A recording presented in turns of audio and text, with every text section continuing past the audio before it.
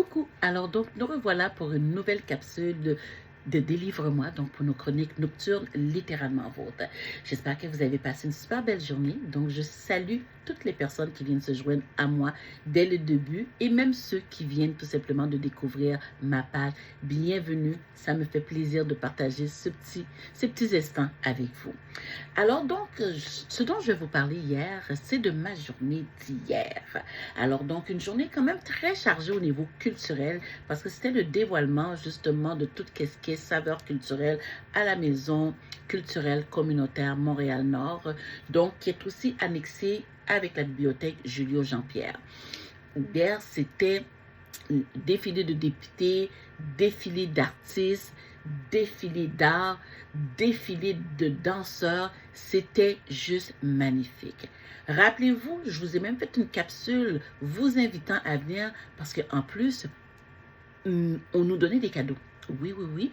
Et moi, je me suis gâtée. Moi, j'ai pris. Je suis partie avec quelques cadeaux. Oui, oui, quelques cadeaux. Puis vous savez, quand je parle de quelques cadeaux, en plus, à côté de la bibliothèque, vous savez que je suis partie avec quelques livres.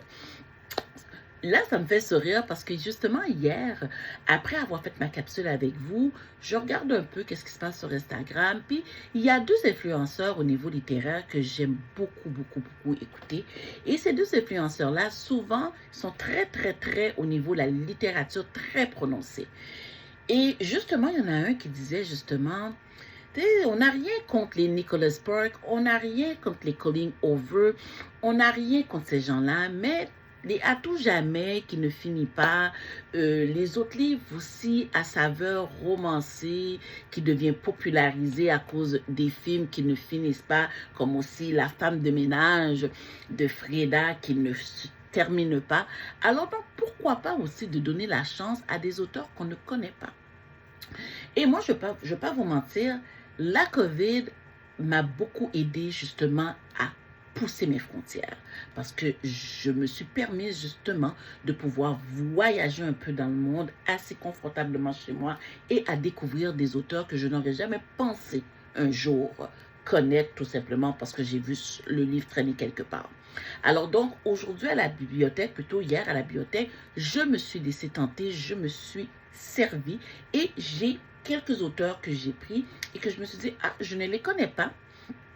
Je n'ai pas jugé le livre par la couverture, je me suis juste pris le plaisir de lire justement le résumé et je me suis dit, pourquoi pas? Alors donc, il y en a un que c'est le titre, je ne vais pas vous mentir, qui m'a attiré. Donc, c'est de Florian Zellers, La jouissance. Oui, oui, oui, La jouissance. J'ai lu le résumé. Ça a de l'air très comique, ça a de l'air très quelque chose, très particulier. J'ai très hâte de le lire et je le mets dans ma palle. Et l'autre, c'est un livre québécois et je me suis mis à sourire parce que je me suis dit définitivement cette année, on y va à fond dans la littérature québécoise. Alors donc, c'est de Thomas Saint-Pierre, même ceux qui s'appellent Marcel.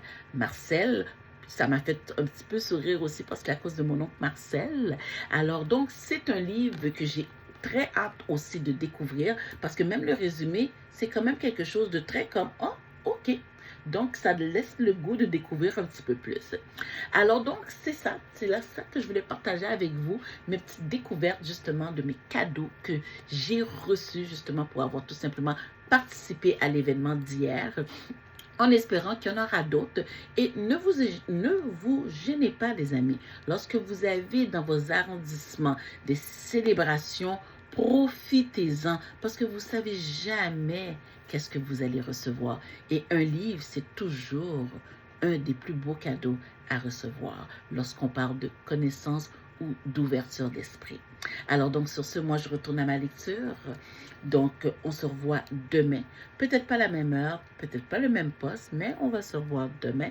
Donc je vous fais la bise, continuez à aimer ma page, à partager ma page et surtout, surtout à me faire des suggestions. Donc sur ce, on se voit demain. Bye bye.